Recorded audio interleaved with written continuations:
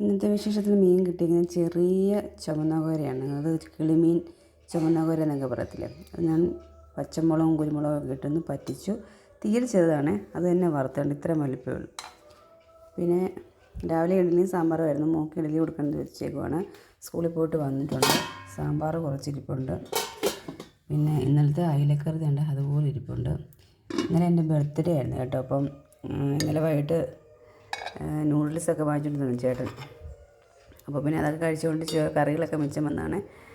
പിന്നെ ഇത് ചുവന്ന ചീര തോരൻ വെച്ചത്. പിന്നെ ചിക്കൻ ഫ്രൈയും ഉണ്ടായിരുന്നു ഇന്നലെ വൈകിട്ട്, അതിൻ്റെയൊക്കെ മൂക്കെടുത്ത് വെച്ചേക്കുന്നതാണ്. പിന്നെ അപ്പുറത്തുനിന്ന് കോളിഫ്ലവർ മസാലക്കറി രാവിലെ കൊണ്ട് തന്നു. പിന്നെ അയിലക്കറിയാന്ന് തോന്നുന്നു.